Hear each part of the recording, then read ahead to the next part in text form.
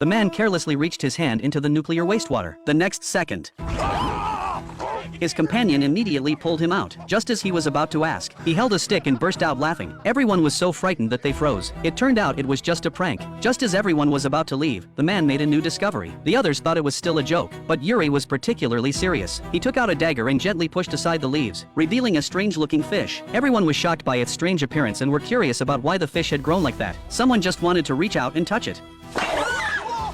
This made everyone excited. Then the others prepared to get into the car and head to the next location, completely unaware of the strange fish in the water. In an attempt to seek excitement, this group of people forcibly entered the Chernobyl nuclear contamination exclusion zone. For the safety of everyone, Yuri also brought a Geiger counter. If the radiation level exceeded the limit, he would lead everyone to evacuate. Although the instrument readings were normal, they didn't know that they had already stepped into the land of death. When the group reached the building entrance, a dog's body appeared before their eyes, but this didn't make them back away. Yuri kicked open the door with one foot, and the others walked around the body into the building.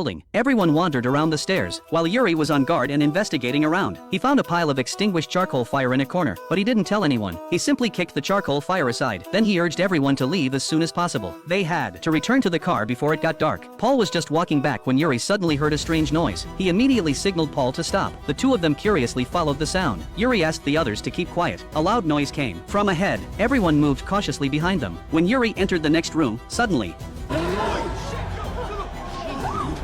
the escaped grizzly bear did not attack them. It seemed to be avoiding something instead. However, the bear's appearance still frightened everyone greatly. The group hurriedly fled the building, but as soon as they reached the outside, several people excitedly exclaimed that this Chernobyl trip was well worth it. Yuri said he had been a tour guide for 6 years. This was the first time he had encountered a mutated bear. After saying that, he smiled and asked everyone to get in the car. But just as he was about to start the car, it wouldn't start. Some people said maybe there was no fuel left, but Yuri said they had filled up the fuel before departure, and the engine was not faulty. Yuri had no choice but to open the hood to check, and he found that the wire had been bitten by something. Paul was puzzled by what kind of animal would bite the wire. Could there be more than just us here? Yuri looked uneasy and tried to call for help, but there was no response from the other side. Soon night fell, and the emotions of the group got out of control. They began to blame and complain to each other. Just then, a sound suddenly came from outside, and everyone's nerves tightened instantly. They all looked out of the window in unison. The sound sounded like the crying of a baby. Yuri picked up his weapon and intended to get out of the car to check. Chris, not wanting to leave his brother's side, insisted on going with him, completely ignoring Paul's obstruction. The others waited anxiously in the car. Suddenly, a gunshot was heard not far away.